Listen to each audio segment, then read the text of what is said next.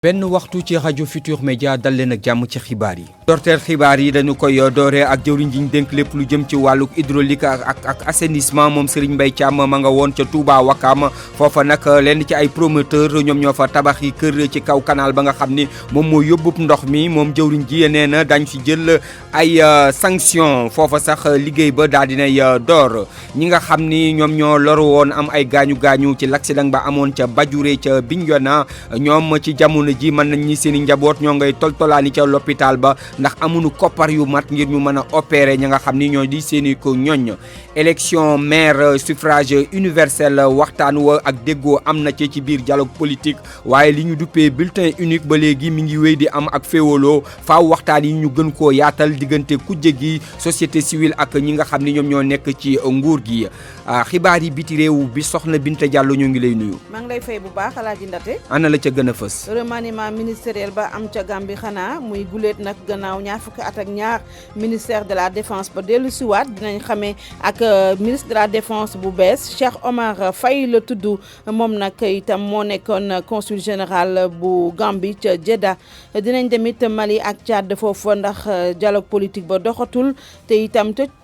Tunisie premier ministre daal dinay délégué ay pouvoir am ndax dafay waajal campagne électorale ba. jërëjëf soxna Binta yaatal gi ci kanam lay doon Youssouf Bodian tàggat yaram ñoo ngi lay nuyu. di la fay Ndate. ana la ca gën a fës. football préliminaire retour Ligue des champions africaine génération foot war a dajeek doomu Libéria yi de LPIAC Oils ñoom nag match bi suba lay doon ca stade Lat Dior bu Thiès. ñaari équipe yi kon entraîneurs yi ak capitaine yi sànq lañ doon jàkkaarloo taskatu xibaar yi di ngeen ci dégg Djibi Fall am yaakaar lool mën a remonter benn but bi nga xamante ni moom lañ jëloon ci match aller bi. club Ligue 1 ak Ligue 2 yu Sénégal jamono yi dañoo jaaxle li ko waral mooy ba fii mu toll nii kenn xamul kañ la championnat bi di door di ko waral di jafe-jafe ci wàllum koppar Ligue sénégalaise football professionnel wàllum basketball ci góor ñi gaynde yi di wéyal seen préparation jëm ci coupe du monde bi jamono bi ñuy àddu kon ñu ngi jongante match de préparation ak ñi di Venezuela ci troisième quart-temps bi waa Venezuela ñoo mëne fukki poñ. Youssouf Bodian jaajëf yaatal gi ci kanam lay doon li ci yéenekaay yi daan ci ànd ak Mamadou Mohamed Ndiaye bu ñu paree daaneel gis-gis la ñuy waxtaanee moom mooy jafe-jafe wàllu koppar yi nga xam ni wàllu tàggat yaram am na ko ci biir Sénégal dañ ci ànd ak yenn ci ay spécialiste Alioune Ba moom moo nekk ci machine bi. waat leen rafetlu seen àndandoo ko rajo Futur Média di ko doore ak jëwriñ ji nga xam ni moom lañ dénk lépp lu jëm ci wàllu hydraulique ak assainissement tey jii ma nga woon ca cité Mbackiou Faye ca Wakam foofu nga xam ni ba léegi ndox ma ngi fay jaaba jonge tere nelaw lii di askan wa foofa nag la waral jafe-jafe yi moo di canal ba nga xam ni moom lañ fa tabaxoon dafa nekk loo xam ne ni daal ci jamono ji dañ koo fatt la ko fakk bokk na ci ay kër yoo xam ne nii dañ ko fa tabax moom jëwriñ ji nee na loola faaw ñu sàkkali ko ñu yàkkali ko ba pare ñi nga xam ne ñoom ñoo def lu ni mel ñu jëli daan teg ci seen kaw Serigne Mbaye Thiam dañ koy dégloo ko Ana Rocha. Dès qu'on a constaté les inondations hier pour amener une équipe. Demba ginnaaw bu ñu constaté taw bi ak jafe-jafe yu mu jur foofu dañu woo benn entreprise mu indi engin wam ngir mën a indi yoon ci canal bi yéen a ngi ko gis sax ne engin boobu door na liggéey bi ba sax am na benn yoon goo xam ne ci lañ nar a jaaral ndox bi mu di yoonam normal Demba image yi nga xam ne ni wax nañ ko njiitu réew mi wan ko moom njiitu réew mi jël na dogal gu gaaw ne ONAS na def liggéey bi waaye liñ ci mën wax nag mooy canal bi nu mu mel tey jile nit moo ko def ndax dañu ko sëkk am na itam lu mel ni ay mbalit ak yeneen yoo xam ne ni warul dem ci canal état wu Sénégal nag dina def investigation enquête xool ku ne lan moo ci responsabilité am lu may wax rek mooy comme nu ko kenn ku dëkk ci quartier bi xamle mu ne dañu war a am comportement bu baax comportement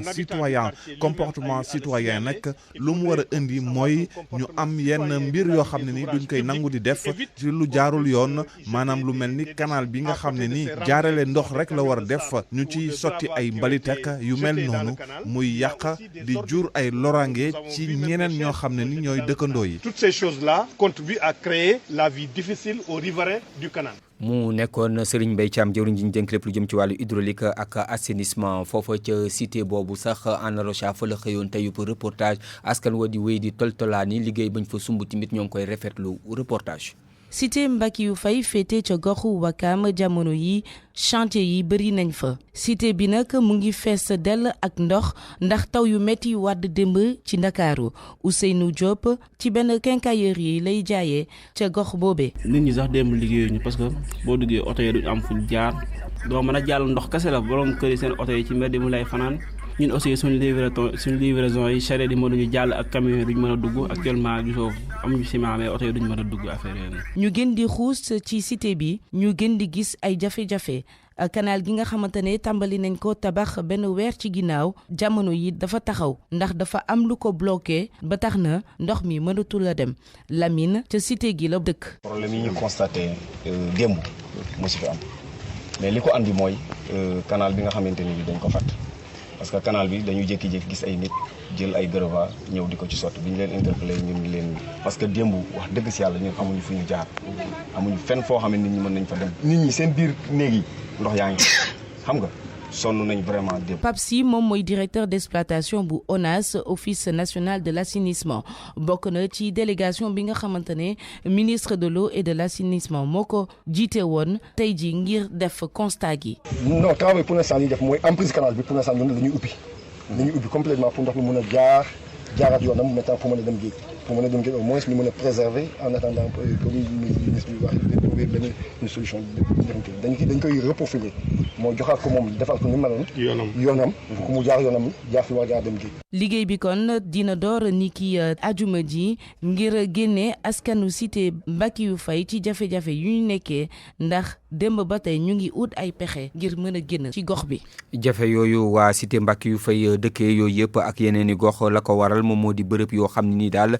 kenn waru fa dëkk di ami ndox moom la ñu dogate ko daal di koy jaay morcelé ko loolu nag nekk loo xam ne nii dafay fatt dem geeg dikk gi ci wàllu ndox mi lu ni mel Mohamed Ali Mouba def na ci jàngat. Dakar daanaka bëriwul suuf presque la ndox mi moo ko wër looloo tax am na ay zone yu bëri yoo xamante ni waru fa dëkk ay zone yi ñuy jàpp ni zone non aedificandi lañ zone de captage ndoxu taw bi foofu lay jaar bu tawee su ko defee mu mën a dugg ci suuf si waaye nag bi Abdoulaye Wade ñëwee ci nguur gi dafa jël zone boobule dàggati ko jaay ko naka noonu itam canal évacuation ndoxum taw yi fële ci Wakam foofu tamit dañ ko jël sëkk ko jaay ko ay promoteur banlieue bi naka noonu itam quartier Médina Gounass Guédiawaye Pikine Jeddah Thiaroye Kaw zone filawo yi loolu yëpp waruñu fa dëkk waaye nag régime socialiste bi dafa bàyyi nit ñi dëkk fa ñu jaay ko loolu tax na tey ji inondation yi bëri lool ci Dakar assainissement bi am problème lool kii di Mamadou Dieng nekk urbaniste ne loolu problème bu mag la. donc yu mel noonu dafa bëri ci dëkk bi daal te li ñuy wax système d'assainissement aussi amu foofu nga dem ci yenn quartier yu mel ni ay Médina Gounass ay Jeddah Thiaroye Kaw yu mel noonu foofu ay xur la woon à l'époque nga xam ne fa doon def ay bayum noor bayum dër bu bàyyi nit ñi dëkk fa mais heureusement sax peut-être tey ñi ngi def ay rattrapage dafa def ay assainissement yu mel noonu mais nag yooyu aussi day indi ay problème inondation ci dëkk bi. tey jii nag mu jàpp moom urbaniste bi solution bi mooy ñu yokk assainissement bi ñu def ay ouvrage yu bëri waaye nag loolu xaalis bu bëri la laaj. Mohamed Ali Mouba ci wàllu woowu ñu fàttali rek ni démb ñi di waa direction de la surveillance et du contrôle de l'occupation du sol ñu koy wax DSCOS ak mairie bu Dalifort ñoom daal doon nañuy jëlee leen ci askan wi ci bërëb yoo xam ne nii waruñu faa toog ba toj fa yenn ya nga xam ni moom lañ fa defoon mu di ay tabax yoo xam ne nii ay doomi aadama ñoom ñoo ko moom loolu nag gannaaw bañ fa toogee ci toogin woo xam ne nii daal warul te amuñu titre amuñu ci benn pour droit loolu nag di ab terrain boo xam ne nii nguur gi moo ko moom te benn doomu aadama ak ñenn ñu mu àndaloon daal di fay teg lu toll ci fukk ak juróom-ñaar ci ay barak ak yeneen i tabax doon ko loué ci ñaari junni ci suñu koppar. ci lu jëm nag ci wàllug ñàkk kaaraange googu ak ñàkk ak cet gi ak lépp li nga xam ni moom la loolu doon indi tax ay militant yu nekk foofu la ay doomi aadama daal di saisiroon nit ñi di waa DSCOS ngir ñu ubbi ci ab enquête boobu sax teg nañu loxo yenn ci ay agent administratif jàppe leen délit yoo xam ni nii daal dañoo àndandoo def loo xam ne nii daal yoon maye wu ko dégg ngeen ci xibaar ci suñu édition ye weesu.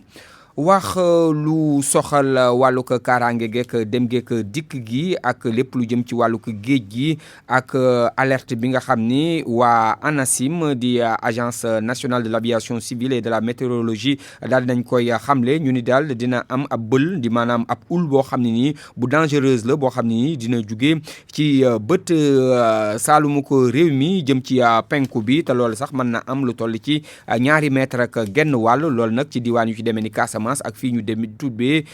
Petite Côte lay jugee kon ñi nga xam ne ñoom ñooy ab géej gi rek booy boo ñu moytandiku diggante ajjuma ak samedi ji ñu nekk di ñaar ji di ñëw di ëllëg di ñaar fukki fan ak ñeent ci weeru août. pour man RFM mooy rajo bi gën a jege askan wi. RFM rajo bi jaamu seen soxla. wax lu soxal wàllug politique ak li nga xam ne rek moom moo jëm ci wàllug li ñu duppee dialogue politique bi ak la nga xam ne rek moo ci ak déggoo jëm ci wàllug li nga xam ne rek moom moo jëm ci élection maire yi ci suffrage universel am na ci ak déggoo goo xam ne ni dox na ci diggante way ñooñu nga xam ni ñoom ñoo séq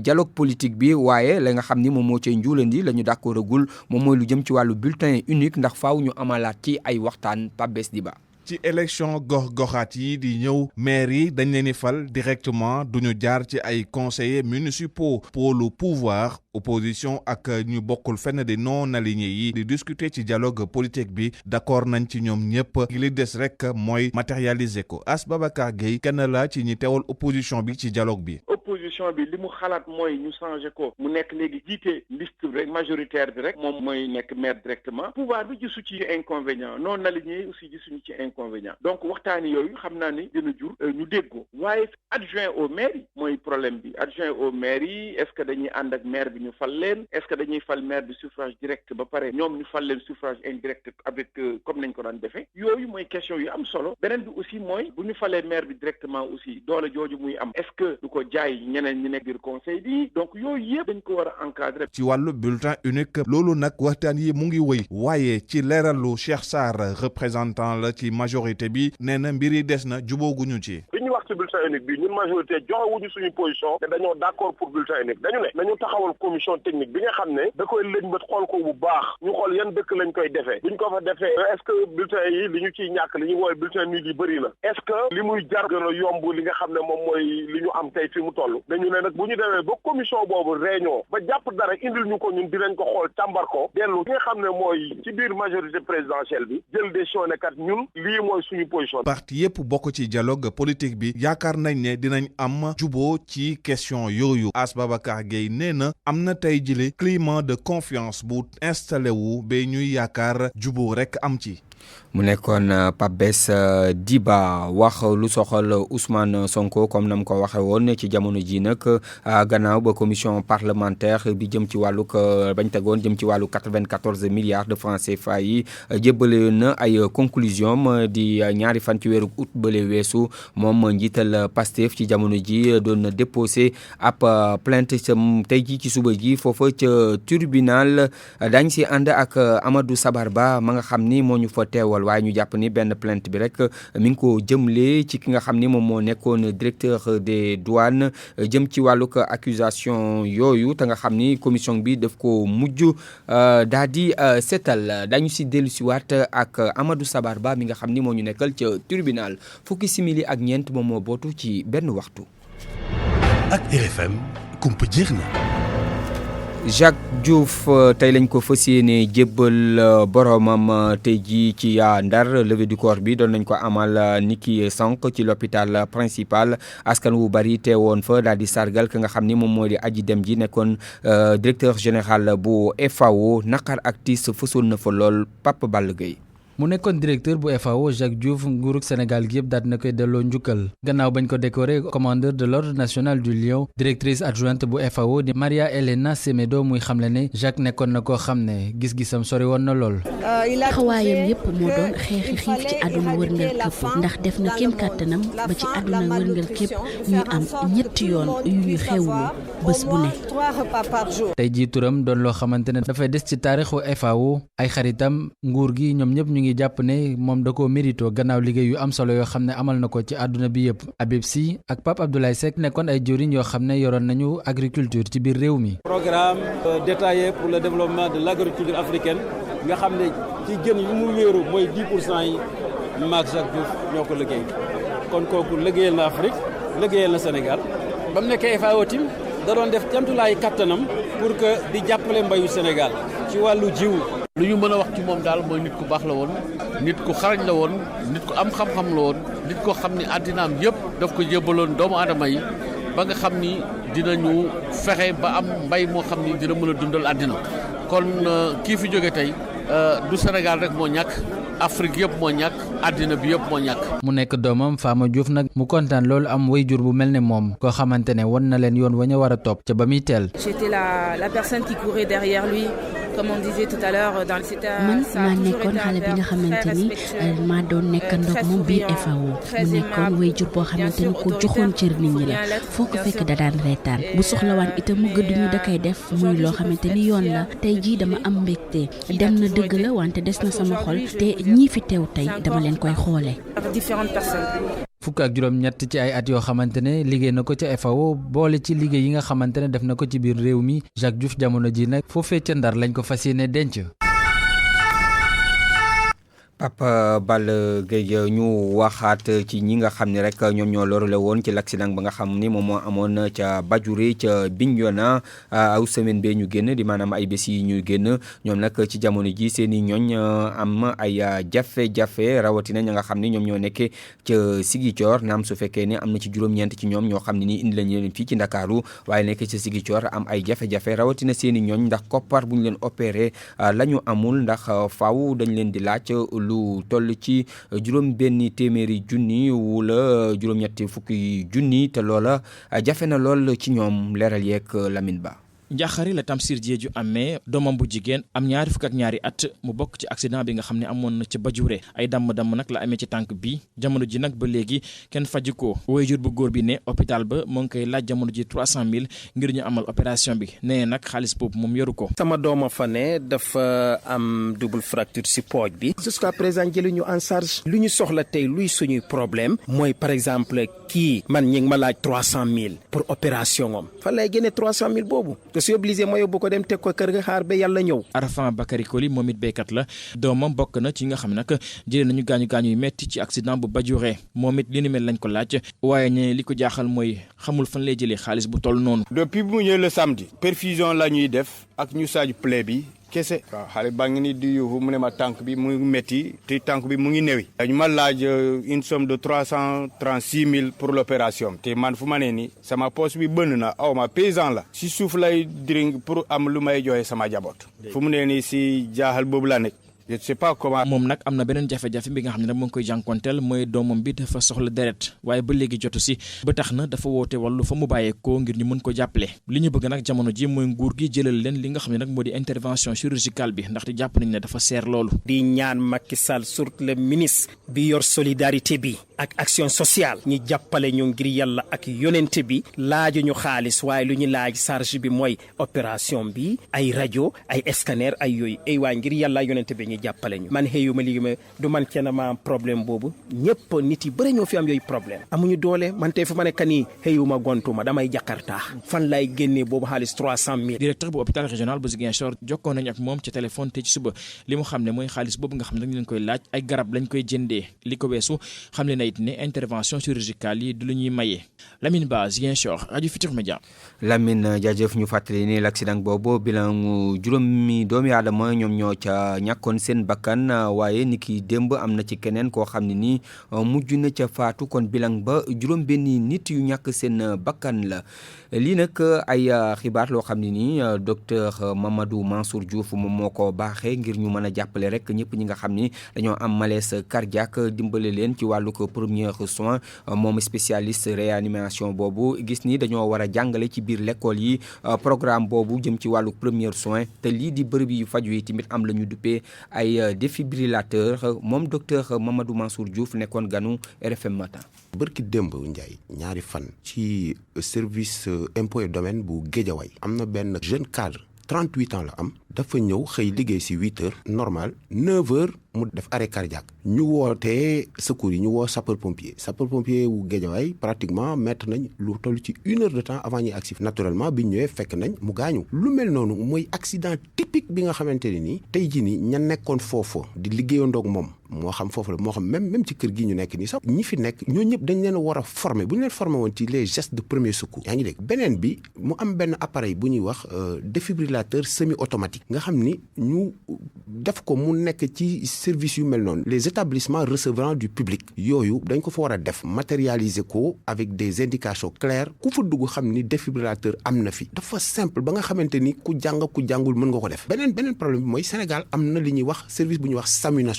national dafa bokk ci liggéeyam aussi di def formation aux gestes et secours d'urgence tey par exemple yéen seen kër gi nii mën nañ dem def benn partenariat ak SAMU ñëw trouver un compromis ni ko ñun dañoo bëggoon kat ku ñu former suñu personnel bi aux gestes de premier secours problème bi du soxla nit ñi nekk ay secouristes professionnels aguerris non mais ñun am les premiers gestes parce que ku ci nekk nit mën na daanu sa wet ak yooyu dama bëgg njàngum secourisme ñu raam ko obligatoire ñu ni nit ku nekk war nañu fexe ba nga nekk secouriste niveau 1 loolu da nga koy commencer ci école yi boo demee tey nga dugal ko ci programme de formation yi ñu nga xamante ni dañ leen formé formation bi dañuy wut ay def ay li ñuy wax ay mise en situation. RFM bitim réew. Binta Diallo ñu ngi lay nuyuwaat. di la fay bu baax Alaaji Ndate. di ko dooree ak ca Gambie delloosiwaat nañu ministère de la défense gannaaw ñaar fukki at ak ñaar yoo xam ne ni am foon. démb la président Barrow daal di remanier gouvernement bu Gambie guléet nag wax nga ko Alaaji Ndate fii ba ñaar fukki at ak ñaar boobu ba léegi ministre de la défense amul woon ca Gambie delloo si waat nañ ko Abdou Diouf Junior di ñu xamale ak ministre de la défense bu bees bi nga xamante ni moom moo nekkoon itam consul Gambie ca Arabie Saoudite. moom Cheikh Oumar Faye lay wuyoo nekkoon na consul général bu Gambie ca Jeddah ca Arabie Saoudite moom mii nga xam ne moom la ñu tàbb bu bees mu jiite ministère de la défense bu Gambie ñaar fukki at ak ñaar yi ñu weesu moom mooy benn ministre de la défense boo xam ne tàbb nañ ko ca Gambie ci atum 1997 ba léegi lépp loo xam ne jëwriñ bi ñu dénk wàlla défense waroon na ko def njiitu réew ma moom moo ko téyeloon boppam suñu sukkandikoo ci bataaxal bu bàyyi ko ca présidence ba moom Cheikh Oumar Faye nekkoon na ab sportif boo xam ni dawkat la woon bokk na sax ci Jeux olympiques yu 1984 moom nag def na carrière ci biir armée bu Gambie ba ci atum 1995 ca gannaaw ga mu dem ca États-Unis yoroon na wàllu jokkoo bi ci biir cabinet bu Yaya Jammeh gannaaw ga la ko tàbb mu nekk jëwriñ bi ñu dénk wàllu ndaw ñi ak tàggat yaram foofee ca Gambie nekkoon na itam ambassadeur ca Washington waaye nag Cheikh Oumar Faye dafa mujjoon bàyyi Yaya Jammeh ci atum 2016 gannaaw bi mu jëlee téléphone am woo ko boobee États-Unis la nekkoon xamal ko ni ñàkk na nguur gi na bàyyi Adama Barrow mu wéyal terewul nag tàbb biñ ko tàbb ca ministère de la défense du ñëpp ci ànd ndax am na ñenn ñoo xam ne ñooy xeex ngir ñu sàmm ak yelleefu doomi aadama nee nañu daal ab dellu ginnaaw la ci wàllu démocratie foofee ca Gambie moom Cheikh Oumar Faye bokk na ci ñi gënoon jàppale Yaya Jammeh ci jamonoy dictature ba. Yankuba Sonko moom mooy ministre de l'intérieur bu bees bu Gambie moom nag moo nekkoon njiitu police bu Gambie. soxna Binta dafa mel ni da ngaa nekk ci forme de da nga taxaw. waaw nu may def siège amul. ñu egg ba Mali foofa ku jégg bañ nañu toog ci taabal waxtaan ga. opposition bi nga xam ne ñoo bokk ci COFOP ñu leen di wax coalition des forces patriotiques du Mali ñoom nag ñoo génnee seen bopp ci waxtaan wa leeral yeeg Juma Diouf. ci benn lettre bi ñu bind kii di premier ministre bu Mali Boubou Cissé la coalition des forces patriotiques bu Mali xamle ni moom day dakkal lii di bokkam ci organisation wu dialogue inclusif bi ñoom nee nañu dañu seetlu ne gouvernement bi dafay jéema moomoo lii di organisation dialogue bi te ñoom li ñu yaakaar rek ni mbir mi nekk dialogue politique waaye fi ñu toll ñoom bugguñu ñu jël leen di leen boole ci benn mbir moo xamante ne narul antu loole ki ko xamle di docteur Abdoulaye Amadou Sy nekk kenn ci ñi jiite regroupement wu parti de l'opposition ci beneen fànn ñenn ñu yëngu ci wàllu politique ñoom dañoo téye seen bopp Union pour la République et la démocratie bu Soumaïla Cissé jiite moom nee nañu duñu bokk ci lii di commission d'organisation bi dañuy xaar ba gis nan la mbir mi nar a tëddee muy door a wax ci lu jëm ci bokkam ci lii di dialogue bi waaye ci biir opposition malienne bi nag ñenn comme kii di docteur Oumar Mariko nekk ci solidarité africaine pour la démocratie et l'indépendance moom nee na fi mbir yi toll nii ñoom fas yéenewuñu bokk benn yoon ci bile rendez-vous. ñu jugee ca Mali dem ba ca Tchad foofa tamit ku jégga moom tamit amul ñu ak d'accord jëm ci seen wàlluk ndaw yi leen war a toogal ci wàlluk dialogue politique. benn parti si opposition boobule dañoo jàpp ne opposition bi nga xam ni moom lañ leen présenté ci liste bi gouvernement bi génnee mooy opposition bi nga xam ne dafa jege loolu nguur gi loolu moo waral ñoom ñu daal di génn ba set ci waxtaanu dialogue politique boobule majorité bi nag mi ngi woo opposition bi nu mu gën a gaawee ñu déggoo ndax nag waxtaan ci processus électoral bi mën a continuer ndax nag xam nañu Tchad ñu ngay waajal élection législative. Tunisie moom ki nga xam ni moom moo di jëwriñ ju njëkk ja dafa délégué rek ay pouvoir am bëgg a sóobu ci campagne électorale. dafa fekk ni moom Youssef Khaled dafa candidat la ci élection présidentielle yi war a am Tunisie fukki fan ak juróom ci weeru septembre bi ñu dëkkmal premier ministre bu Tunisie kon dafa daal di décider daal di dénkaane ay pouvoir am ci wàllu premier ministre da ko dénk ministre de la fonction publique fekk nag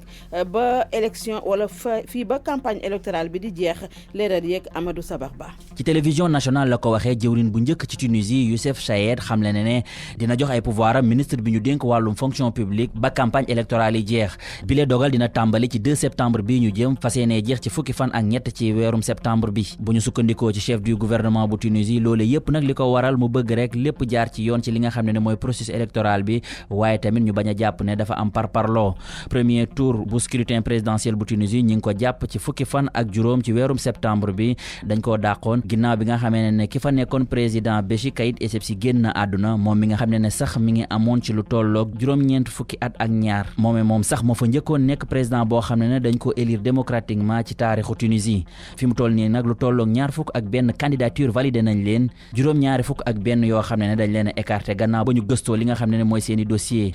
liste finale bi nag fas yéene nañ koo publier ci 31 août bi ñu jëm.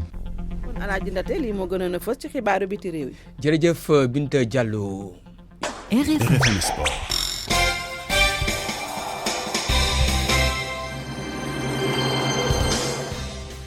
tàggat yaram Youssouf Bodian nuyuwaat nañ la. di la fay Ndate. jëm ci wàllug football ñii di waa génération foot di waajal ngir qualifier ci ñaareelu sumb ba. waa Grenade yi dañ leen daanoon ci match aller bi ca Libéria benn bal ci dara li ñu bëgg nag mooy fexe ba dugal ay buts yu bëri te bañ a encaissé seen entraîneur sànq la doon janoo ak taskatu xibaar yi ca stade Lat Dior bu Thiès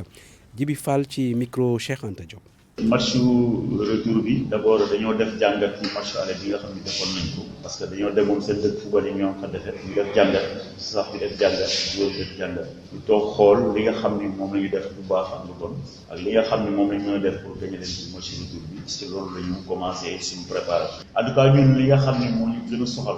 ci li ñuy liggéey mooy jéem leen a gagné ñoom score bi ñu bëgg ñu ba pare ba ñu jël bi en tout cas ñun suñu préparation bi ñu def ci match retour bi ci foofu la ñu accentuer préparation bi loolu la ñu wax suñuy joueurs tamit ça veut dire que ci kanam ñoom efficacité dugal li ñu bëgg waaye ci ginnaaw tamit ñu may jël benn bi plus nit ñi bu ñuy jàppalee di tàllal yàlla suñu dafa ñaan ko ñun ñëpp bu ñu àndee jàpp nañu yàlla mën nañu may li ñu bëgg ñu qualification moo tax ñu doon lancé appel pour wàcce waatoo boobu leen fexe ñu sévir ko pour mën a ñëw feesal terrain bi jàppale ñu pour pousser ñu pour que li ñu bëgg tam li ñu bëgg ñu mën ko am maintenant joueurs yi dañuy sant yàlla parce que li ñu gis bi ñu gisee ba léegi ñu koy liggéey dal na suñu xel état de forme mi ngi fi et di ñaan yàlla rek état de forme boobu nga xam ne moom la ñu wan bu subaa ñu raw wan ñu sax lu ko raw. jaajëf kooku di Djibi Fall nee na kon mu ngi yaakaar am état de forme bu baax ci kanam LPAC Oilers bu Libéria ñoom ñoo gañoon ci àll bi benn bal ci dara suba kon ca stade Lat Dior bu Thiès bu 18h jotee match retour bi ngeen mën ko déglu en direct ci rajo Futur Média. Ligue sénégalaise bu football moom jànkonteeg ay jafe-jafe ci wàllu koppar. li mu jur mooy fu mu toll nii club yi xamuñu fan la ñuy taxaw ndax kenn xamagul kañ la saison bi di door doon jaaxle ci président de club yi waaye tamit ci entraîneur yi ñoo na ceeg solo ci am. gannaaw ba ligue sénégalaise de football professionnel daal di génne ab communiqué fi mu nekk ni mbir mi jaxasoo na waaye nag am na ci yenn ci ay dirigeant wu club yoo xamante ni ñoom nee na amuñu benn mbetteel Djibril Wade di président bu ñaari tali di kenn ci ñoom. club yi mun nañu wax ne seen démarche seen préparation dina xaw a tàggatembe waaye aussi ñun club yi aussi xamoon nañ ne lii mooy ñëw le fait que Teungueth FC ne demul Coupe d'Afrique mënu ko rek war na lu bari ci loo xam ne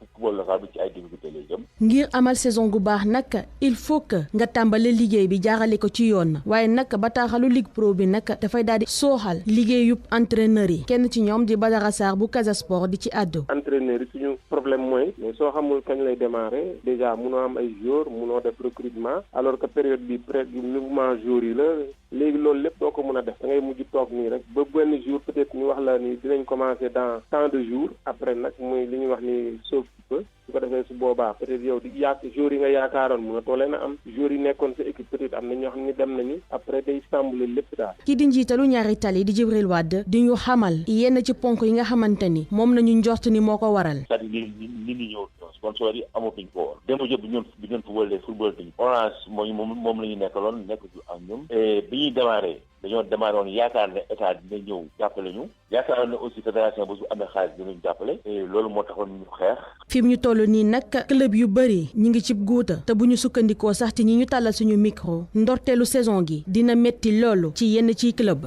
Soda Thiam Ligue sénégalaise football professionnel wax ci ab communiqué ni conseil d'administration d'urgence dina daje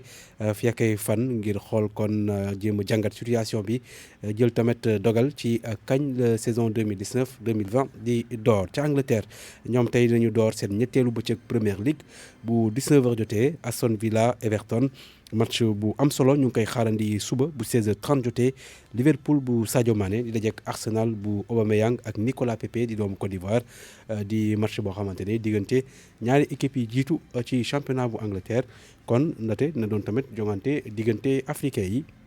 ndax beneen côté bi Liverpool kii di Sadio Mané ak Naby Keita ñoo fa nekk. Aubameyang Nicolas Pepe ñoom ñu ngi ci côté Arsenal. ñu daanelee ak basketball ci wàllu ko góor ñi gaynde yi di wéyal seeni ko waajtaay fële ci Chine. waaw gaynde yi kon jamono bi ñuy addu ñuy jongante ñoom seen match préparation la diggante Venezuela bi ñetteel quart-temps bi di jeex waa Venezuela ñoo rawoon kon lu toll ci fukki poñ ci quatrième quart-temps bi la ñu toll kon léegi mu jeex waaye jàppale ni kon ci premier quart-temps bi 23-12 la woon deuxième quart-temps bi gaynde yi dugal nañu 20 points contre 21 pour Venezuela. Venezuela moom lay sax lu yàggul Sénégal daan na ko ci ab tournoi ca Italie ñaari équipe yi kon di waajal championnat du monde yi war a door le 31 août foofule ca Chine ndate Diop. jërëjëf Youssouf Bodian.